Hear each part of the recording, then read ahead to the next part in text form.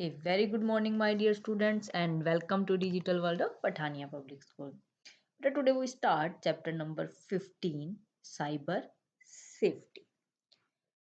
In this chapter, we learn what is cyber safety, safely browsing the web, identity protection while using internet, and confidentiality of information, cybercrime, computer forensics, cyber law and IT acts, common social networking sites, and appropriate usage of social network.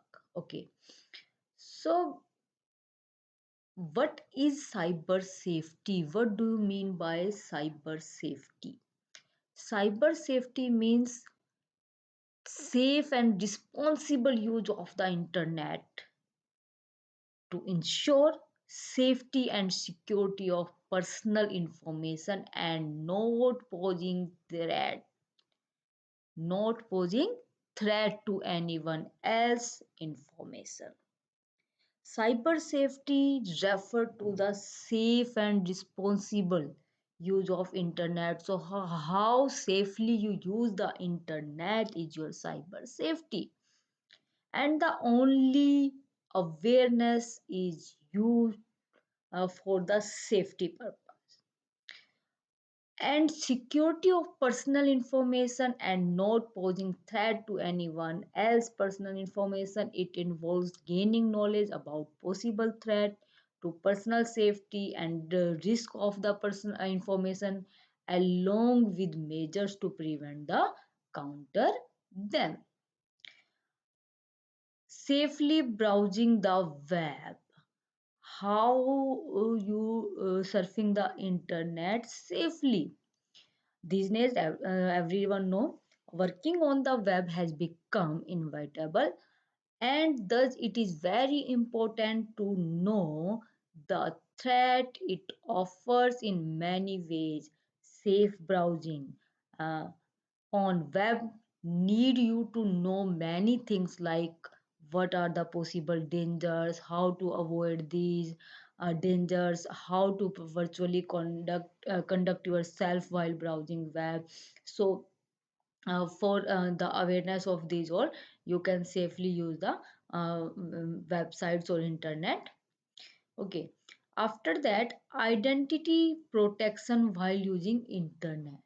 Identity protection while using internet. So when you use the internet, always use the protection measures. We surfing the internet for a variety of reasons, from using social media, buying and selling goods, to sending information for business purposes, for purchasing purposes. So many uses are there.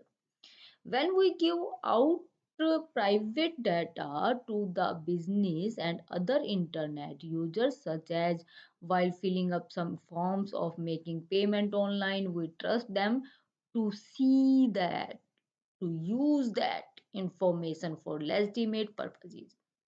This is not always the case through the financial and personal data can be used for harmful reasons like hacking, stalking, and identity fraud. What do you mean by identity fraud? Identity fraud is when personal details that uh, have been accessed or stolen are used to commit fraudulent act, posing as someone else with stolen identity. When anyone else stolen the personal identity is your identity fraud. Now the term here is identity theft can place in multiple forms. So what do you mean by identity theft? Identity theft is a type of or kind of fraud that involves using someone else's identity to steal money or gain other benefits.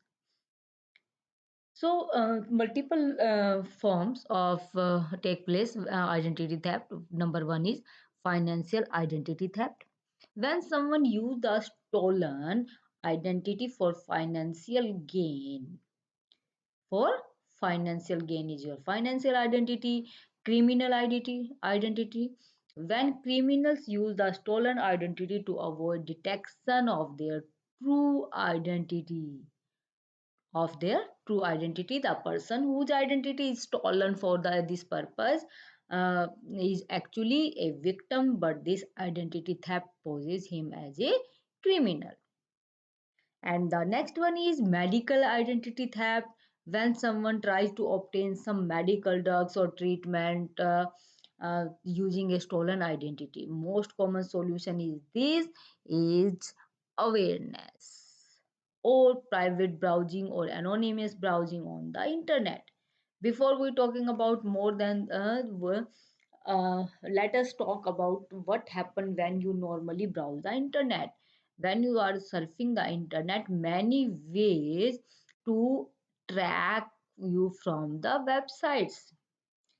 Whenever you visit a website, your web browser may reveal your location via your devices, your IP address. It can also provide your search and browsing history, etc. So many ways are there. The first way is IP address. Every computer have a unique address at the internet protocol in numerical address of the your devices. When you connect to the internet, it is likely that the computer saves your IP address with the other networked devices in your houses or your office. So from your IP address, a website can identify you. A website can determine your rough geographical location.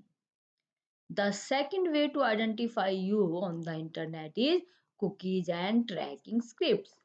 Cookies are small. What do you mean by cookie? Cookies are the small pieces of information website can store in your browser. They have plenty of legitimate uses. For example, when you sign into your online banking website, a cookie remember your login information. When you change a setting on a website, a cookie stores that setting so it can persist across page and session. For example, you change the zoom percentage of your web page, then this setting will reflect on all open web pages because this was stored in a cookies. What do you mean by cookies? Cookies are small text files on your computer storing small pieces of information related to your online habits, and so many different types of cookies are there. The mainly are your first party cookies and the third party cookies. So what do you mean by the first party cookies here? These are the cookies that store your own login ID, password, auto fill information.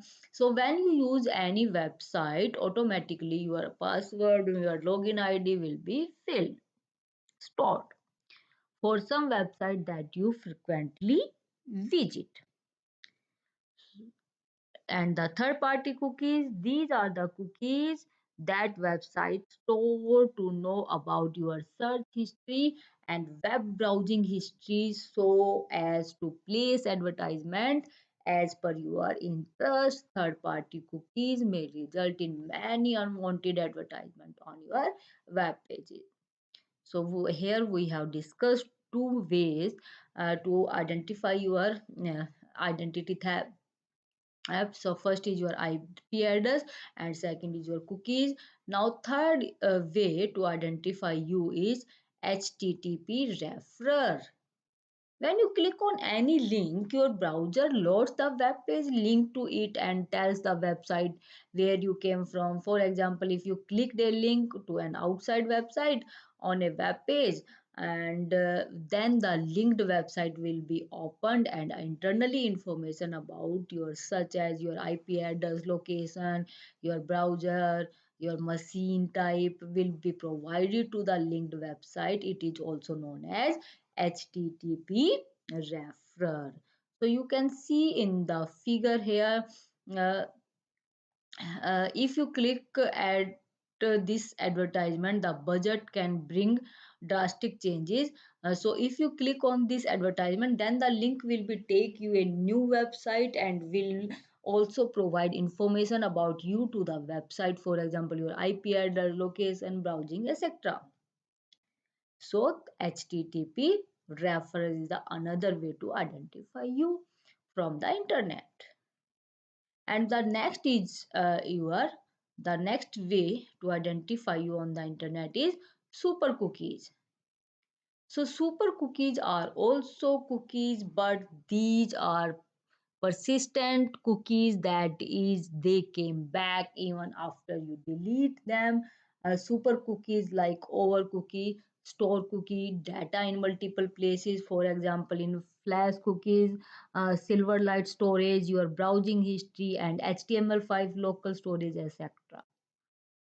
So when a website notices that you have deleted part of the super cookie, the information is repopulated from the other location. For example, you might clear your browsing cookies and not your flash cookies. So the website will copy the value of the flash cookie to your browser cookies.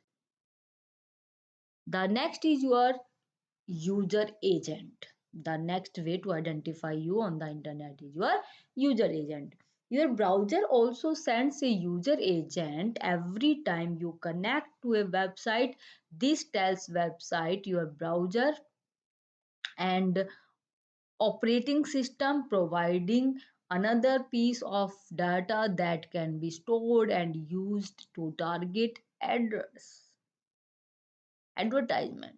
The target main target is your advertisement. All the above things leak your identity information to the website, and it may be used against you. Solution to this is private browsing and anonymous browsing and awareness. How you use the internet safely. What do you mean by the private browsing and anonymous browsing? We discuss in the next class. For today's class, thank you so much for watching this video. We meet in next video with the next topic.